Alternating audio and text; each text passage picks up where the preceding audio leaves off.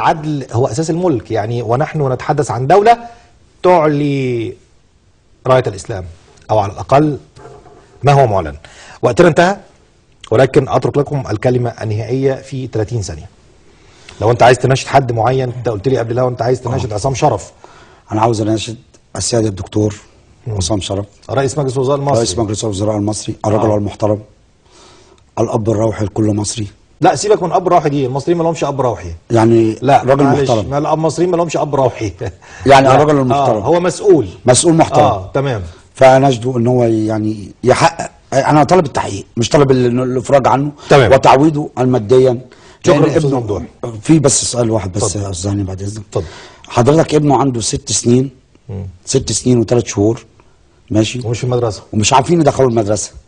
يعني احنا حاليا معايا ورق عشان اعمله بكره من مصر، من هنا اثبته واعمله شهاده ميلاد، مش عارف ادخله المدرسه. مشكله متشعبه. في 30 ثانيه كلمه نهائيه يا استاذ احمد. بسم الله الرحمن الرحيم. انا احب اولا اشكر نقابه الاطباء في مصر، واشكر جمعيه اطباء من اجل مصر، واشكر كل الناس اللي واقفه معانا الحمد لله من الاطباء، وخصوصا احنا عملنا وقفه قدام السفاره السعوديه امبارح، وطلبنا مقابله السفير، وقابلنا واحد قالوا لنا ان هو السفير، بس انا اشك في ذلك لانه في سفاره السعوديه في القاهره هنا قالوا لنا ان هو السفير. انا اشك ان هو السفير لسببين. اولا لانه كان قعدنا في اوضه شبه اوضه الامن كده، مش فوق طبعا، ومش معقول السفير هينزل لنا واحنا مش يعني في اوضه صغيره كده. وبعدين واحنا بنتكلموا معاه بنقولوا له احنا بنخاطبوك كنقابه، ومعانا جواب رسمي من النقابه، ومعانا طبيب من النقابه رفض ان هو يتكلم معانا. قال انا ما بتكلمش بجواب من النقابه، انا عايز جواب من وزاره الخارجيه. فاحنا قلنا له طب دلوقتي احنا ما ينفعش جواب. قال لا ما ينفعش. قلنا له عندك الكلام ده صحيح؟ قال لهم ايوه الكلام ده معتمد وصريح. فده مندوب النقابه قال له وريني المنشور اللي بيقول ان الكلام دوت كلام صح، ان انت ما ينفعش تتكلم معانا. قال لا هو مش منشور معانا منشور، هو حاجه كلام ودي كده، هو عرف دبلوماسي. فطبعا هو بيتكلم يعني تلاقي السفير ما يتكلمش بالاسلوب ده. وطبعا مقابله مهينه، يسيبونا ساعه واقفين على الباب، وللاسف نخشوا حتى يعني ما فيش كوبايه ميه حتى نشربوها لمده ساعه وقاعدين. وهم انصرافهم 3، هم انصرافهم الساعه 3، قعدونا من الساعه 1:30 ولغايه الساعه 2:30 من قبل الشخص اللي هو بيعامل نفسه سفير. قلنا وبعدين نروح نجيبوا جواب من النقابه تاكيدا عشان برضه نرضوا. الساعه 3 يبعتوا لنا تاني، قلنا لا خلاص بقى ايه ما ينفعش دلوقتي. شكرا اهانه والله. تبقى مشكله الكفيل ومشكله دكتور محمد حميد ليست هي الاولى، واعتقد انها ليست الاخيره، ولكن نعتقد ان مشكله الكفيل لابد لها من حل، ولا بد لها من وقفه من خلال الخارجيه المصريه ومن خلال النظام المصري الجديد.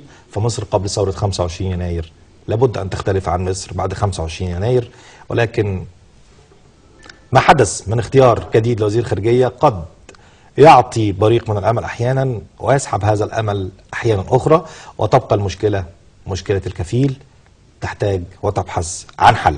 بشكر ضيوفي الاستاذ ممدوح حميد والاستاذ احمد حميد في هذه الفقره، وعلى امل ان تعودوا الينا من جديد نحتفل بخروج الطبيب المصري. مشاهدينا الكرام، واحنا نشكر حضرتك برضه يا استاذ هاني.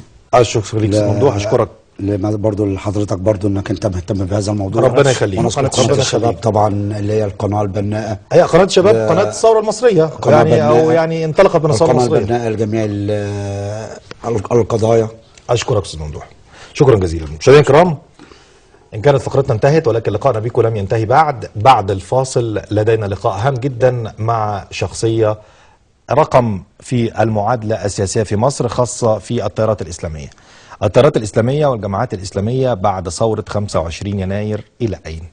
هناك من كان يحرم السياسة والآن دخل في معترك السياسة، هناك من كان يحرم التنظيم والآن يجهز لمجلس الشورى، هناك من كان يحرم العملية الحزبية ابتداء والآن يخرج أحزاب سلفية وأحزاب للجماعات الإسلامية. الجماعات الإسلامية والتيارات الإسلامية في ملعب السياسة. بعد الفاصل وضيف فوق العادة الأستاذ منتصر الزيات، ابقوا معنا وتابعونا.